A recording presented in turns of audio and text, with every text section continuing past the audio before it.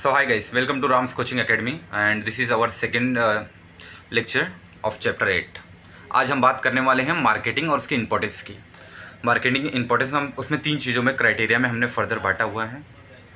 Importance society के लिए कितना है वो, उसके बाद जो फर्म मार्केटिंग कर रही है उसके लिए कितना इंपॉर्टेंट है एंड लास्ट में कंज्यूमर के लिए कितना इंपॉर्टेंट है। स्टेप बाय स्टेप हम चीज़ों को पढ़ेंगे। राइट, थोड़ा सा जूम कर देता हूँ so that you can, I hope आपको आराम से दिख रहा हो। अब मीनिंग से हम स्टार्ट करते हैं। Marketing is a promoting and selling product or services to customer. It involves understanding customer need, creating products that meet those needs and communicating their value of potential buyer। यानी ये क्या आप पहले समझो आप मार्केटिंग है क्या। मार्केटिंग यानी एक प्रोडक्ट को बनाने से लेके प्रोडक्ट डिस्ट्रीब्यूट करना अल्टीमेट कंज्यूमर तक जो सारा प्रोसेस होता है इन्वॉल्व, उसे हम कहते हैं मार्केटिंग। डेफिनेशन समझिएगा, फिलिप कोटलर क्या कह रहे हैं। According to Philip Kotler, marketing is a social process by which individual and groups obtain what they need and want through creating and offering and freely exchanging product and services of value with others. Right, ये आप refer कर लीजिएगा, अगर आपको easy one भी मिलेगा तो आप याद करना है, क्योंकि ये डेफिनेशन में we can not change. Meaning आपको समझ में आ गया कि ये क्या प्रोसेस है। यहाँ पे हम मार्केटिंग क्यों करते हैं, तो मार्केटिंग हम प्रमोट करने के लिए करते हैं। क्या प्रमोट करते हैं, हमारे इस प्रोडक्ट को सेल करने के लिए एंड कस्टमर्स को सर्विस मिले, उन सब चीज़ों के लिए, कस्टमर को सेटिस्फेक्शन हो पाए, इन सब चीज़ों के लिए, तो हम उसे हम कहते हैं मार्केटिंग। अब हम इंपॉर्टेंस ऑफ मार्केटिंग पढ़ेंगे। सबसे पहले हम पढ़ रहे हैं importance of marketing to the society. Society को क्या बेनिफिट हो रहा है मार्केटिंग से, उसकी इंपॉर्टेंस को हम समझते हैं। पहला, increase the standard of living. तो सही बात है, मार्केटिंग के थ्रू स्टैंडर्ड ऑफ लिविंग बढ़ रहा है। कैसे बढ़ रहा है जानते हैं। Marketing helps to identify the need of customer and take an initiative to provide the quality goods at cheaper prices. This will help to increase and maintain the standard of living of the customer. पहले के time की अगर मैं बात करूँ तो पहले के टाइम लोग धोती कुर्ता पहनते थे, बट लेटर ऑन डेवलपमेंट आई, चीज़ें बढ़ती गई, तो हमने क्या किया, हमें पता चला कि लोग फॉर्मल कपड़े पहन रहे हैं, लोग जीन्स पहनना, टी शर्ट पहनना स्टार्ट कर रहे हैं। ये हमें कैसे पता चला, ये फॉरेन कल्चर था, बट ये कल्चर इंडिया में कैसे आया, थ्रू द मार्केटिंग। वहाँ के लोगों की वेशभूषा कैसी है वो हमें कैसे पता चला, थ्रू द मार्केटिंग। हमने कहीं एडवर्टाइज देखा, हमने वीडियो देखा, तो उससे हमने ओवरऑल मार्केट ने डिमांड की कि यार ये अच्छा है, ये हमें भी पहनना चाहिए, तो हमारी नीड्स को सेटिस्फाइड करने के लिए प्रोडक्ट बनाया गया। राइट, तो जब मार्केटिंग से हो रहा है तो इससे हमारा क्या हो रहा है, इंक्रीज, हमारे लिए क्या हेल्प कर रही है सोसाइटी को, increase the standard of living. Right, दूसरा क्या, provides employment.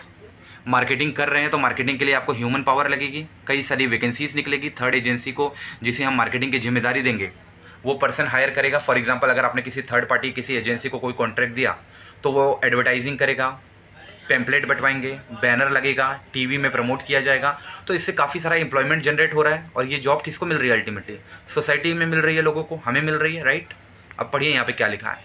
Marketing covers almost all functions of organization. सही बात है, वो फंक्शंस क्या हो सकते हैं sir, buying, selling, financing, transport, warehousing, risk bearing, research and development, etcetera. ये क्या है, सारे फंक्शन है, और इन फंक्शन को परफॉर्म करने के लिए हमें क्या लगेगा, ह्यूमन पावर लगेगा। To run this system there is a need of people. तो वो पीपल को जब हम हायर करेंगे तो ये क्या हो रहा है, ये एम्प्लॉयमेंट जनरेट कर रहा है। यहाँ पे ये बताना चाह रहे हैं। और उसके बाद में हम बात करते हैं नेक्स्ट पे, और क्या सोसाइटी को बेनिफिट हो सकता है। तो यहाँ तीसरा बता रहे हैं, डिक्रीजिंग डिस्ट्रीब्यूशन कॉस्ट। अब समझिएगा डिस्ट्रीब्यूशन कॉस्ट होता क्या है। जब आप किसी प्रोडक्ट को बनाते हैं, प्रोडक्ट को बना के आप अल्टीमेट कंज्यूमर तक लेके जाना होगा। अगर आप मार्केटिंग नहीं करेंगे, so you need to go in market. वहाँ जाके आपको हर सेलर को अपने प्रोडक्ट के बारे में बताना पड़ेगा, कई बार सेलर के पास डिस्ट्रीब्यूट तक करना पड़ेगा, अलग अलग वाइड एरियाज़ को कवर करना पड़ेगा। इसमें क्या हो रहा है, इसमें आपका कॉस्ट एक्स्ट्रा जाएगा डिस्ट्रीब्यूशन के लिए। तो मार्केटिंग किस तरीके से उसको डिक्रीज करने में हेल्प कर रहा है, इस चीज़ को समझिए। Effective utilization of channel of distribution can help in reducing the cost prices of the product and services. Now channel of distribution है क्या। चैनल ऑफ डिस्ट्रीब्यूशन में पहले हमने पढ़ा, मैन्युफैक्चरर है, मैन्युफैक्चरर के पास से प्रोडक्ट होलसेलर को मिलता है, एंड होलसेलर के पास से रिटेलर को, एंड रिटेलर के पास से अल्टीमेट कंज्यूमर को प्रोडक्ट आता है। तो एंड ये बता रहा है कि अगर आपको वो चैनल, डिस्ट्रीब्यूशन का जो चैनल है वो इफेक्टिव है तो आप डिस्ट्रीब्यूशन कॉस्ट को कम कर सकते हैं। Reduction of cost will help to increase the potential consumer for the product और services. It also assure timely availability of the product. ये भी अस्योरिटी देता है कि मार्केट में जो प्रोडक्ट है वो टाइम पे डिलीवर कर पाएँ कस्टमर्स को।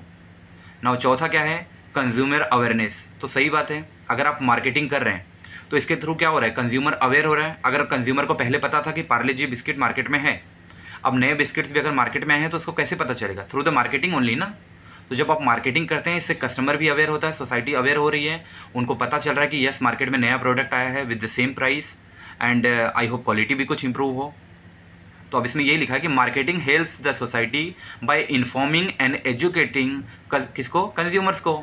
Marketing helps consumer to know about new market and services available in the market and it's useful to the customer only. ठीक है। फिफ्थ पॉइंट क्या है, इंक्रीज इन नेशनल इनकम। ये एक अच्छा पॉइंट है, अब समझिएगा आप इसको जरा। The scientifically organize marketing activities help in economic development of the country. तो सही है, अगर आपकी मार्केटिंग अच्छी हो रही है, ऑर्गेनाइज वे में हो रही है, तो इससे क्या हो रहा है, कंट्री की जो इकोनॉमिक डेवलपमेंट है वो भी इंक्रीज हो रही है।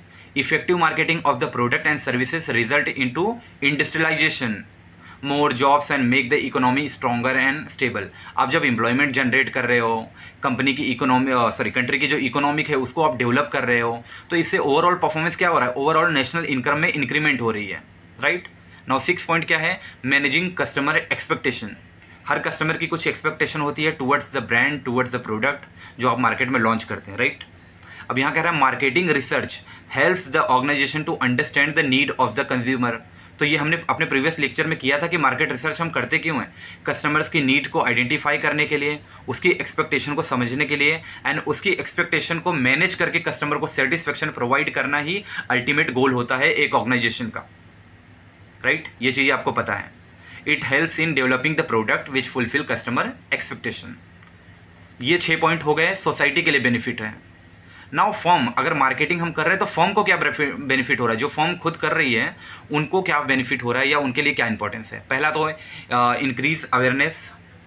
अगर आप कोई प्रोडक्ट बना रहे हैं एंड उसकी मार्केटिंग कर रहे हैं तो आप क्यों कर रहे हैं, इसीलिए ना कि लोग अवेयर हो पाएँ, लोगों को आपके प्रोडक्ट के बारे में ज़्यादा पता चल पाए।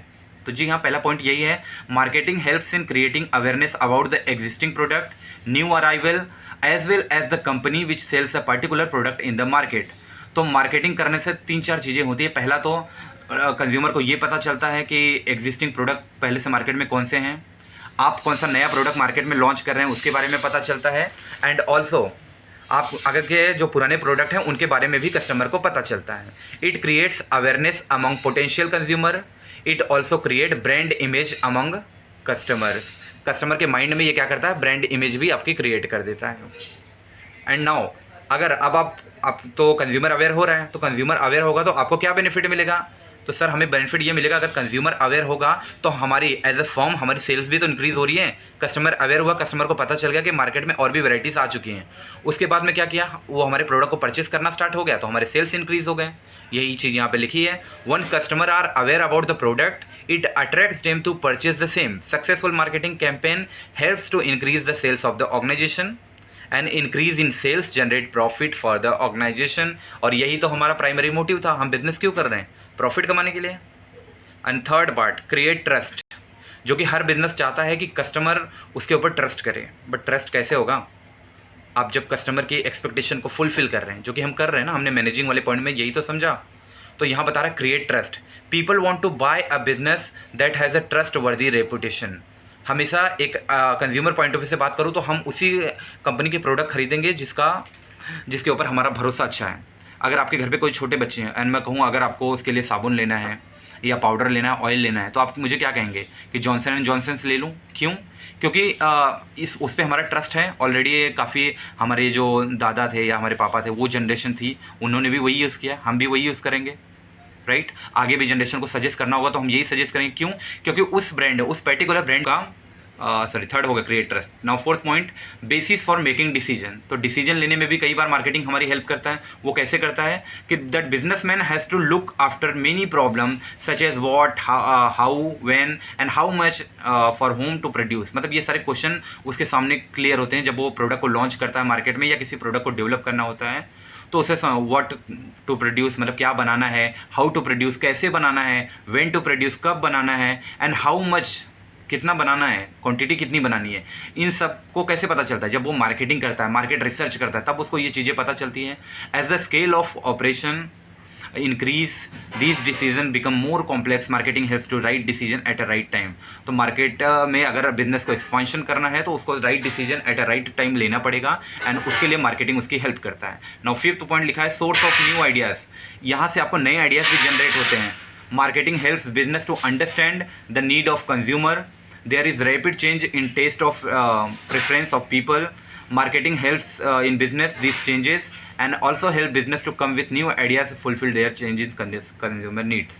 यानी समय के साथ साथ में कस्टमर की टेस्ट प्रेफरेंस सारी चीज़ें बदलती रहती हैं, एंड जब हम मार्केट में रिसर्च करते हैं हम प्रोडक्ट सेल करते हैं तो हमें पता चलता है कि कस्टमर की जो प्रेफरेंस है, कस्टमर की जो नीड है, कस्टमर की जो वांट है, वो समय के अनुसार चेंज हो रही है, एंड उसी के अकॉर्डिंग हमें हमारे प्रोडक्ट्स में भी डेवलप करना है या कुछ नया प्रोडक्ट मार्केट में इंट्रोड्यूस करना है. इसके भी आइडियाज़ हमें मार्केटिंग के थ्रू ही मिलते हैं. 6 पॉइंट है टैकलिंग द कंपटीशन. कंपटीशन को टैकल करना है, कंपटीशन को ग्रैब करना है या कंपटीशन को बीट करना है, उसके लिए भी हमें मार्केटिंग जरूरी होती है.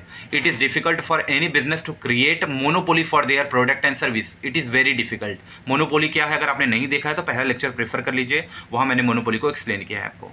The role of marketing is important to create brand image in the mind of potential customer. अगर पोटेंशियल कस्टमर के माइंड में अपनी ब्रांड इमेज क्रिएट करनी है तो मार्केटिंग बहुत ज़रूरी एसेंशियल है आपके लिए, बहुत ज़रूरी एलिमेंट है आपके लिए. These brand image will help you to increase in marketing. तो ये क्या हो गया, ये हो गया बेनिफिट फॉर्म के लिए. 6 बेनिफिट हमने पढ़ लिए थे सोसाइटी को क्या होते हैं, 6 बेनिफिट हमने पढ़ लिए फॉर्म को क्या होते हैं, एंड नाउ अब हम पढ़ेंगे कि कंज्यूमर को क्या बेनिफिट होता है. अब सबको 6 है तो कंज्यूमर को भी तो 5-6 होना चाहिए, तो हम कंज्यूमर के लिए पढ़ेंगे कंज्यूमर को क्या बेनिफिट होता है. तो सबसे पहले समझिएगा, प्रमोट्स प्रोडक्ट अवेयरनेस. ये पॉइंट से आपको कुछ समझ में आ रहा है? आपने ये पॉइंट पहले भी देखा है, अवेयरनेस वाले पॉइंट. फर्म को क्या फ़ायदा हो रहा था कि कंज्यूमर अवेयर हो रहा था. कंज्यूमर को क्या फ़ायदा हो रहा है कि प्रोडक्ट्स के प्रति जो अवेयरनेस है, जो जागरूकता है, वो प्रमोट की जा रही है थ्रू द मार्केटिंग. अगर मैं कल एक प्रोडक्ट कोई जाता था दुकान पे, मैं वही same product again and again purchase कर रहा हूँ. अगर मैं मार्केटिंग देख रहा हूँ, मैं कोई एडवर्टाइजिंग देख रहा हूँ, मुझे पता चला कि मार्केट में इसका अल्टरनेटिव एक प्रोडक्ट आ गया है जो सेम क्वालिटी मुझे प्रोवाइड कर रहा है, but the price was different, price में थोड़ा सा कम है, तो व्हाट आई विल डू. या मेरी जगह आप होते तो आप क्या करते हैं, आप जाते हैं उस नए प्रोडक्ट को परचेस करते क्योंकि वो प्राइस रेंज में कम हो रहा है, क्वालिटी सेम प्रोवाइड कर रहा है. आई एम नॉट सेइंग कि आप रेगुलर परचेस करेंगे, बट एटलीस्ट 1-2 बार आप ट्राई करते हो उस चीज़ को. तो यहाँ पे वही बता रहा है कि अवेयरनेस क्रिएट हो रही है. Marketing helps consumer to know about different product and services available in the market. It helps the consumer to make buying decision. ये हेल्प भी करता है.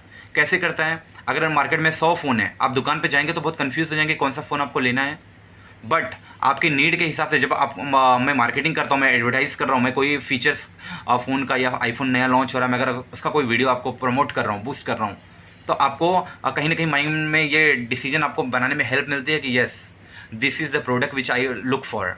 ये मेरी नीड्स को, मेरी जो वांट्स है उसको प्रॉपरली सेटिस्फाइड कर पा रहा है, तो ये आपको डिसीजन लेने में भी हेल्प करता है. It also create awareness among the customer about the products available in the market. Second क्या है, प्रोवाइड्स क्वालिटी प्रोडक्ट.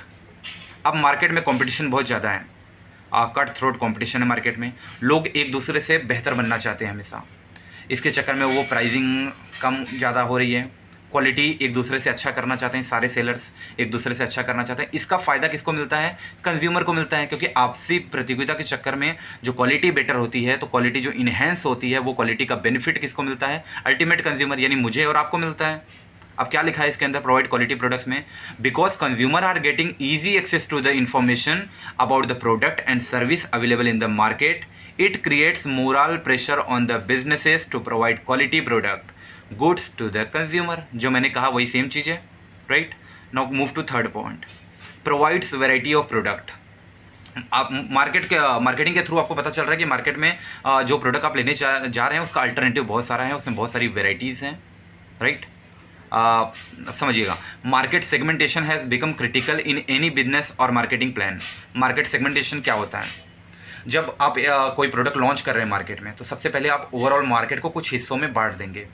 अब वो किस बिहाफ पे बांट सकते हैं, हो सकता है एज वाइज आप बांटें, इनकम वाइज बांटें, या जेंडर वाइज बांटें, वो तो डिपेंड करता है आपका प्रोडक्ट, आप किस हिसाब से मार्केट को अलग अलग टुकड़ों में बांट रहे हो. इसे कहा जाता है मार्केट सेगमेंटेशन. एंड जब एक टुकड़े को स्पेसिफिक मैं कहूँ तो उसे हम कहते हैं क्लस्टर.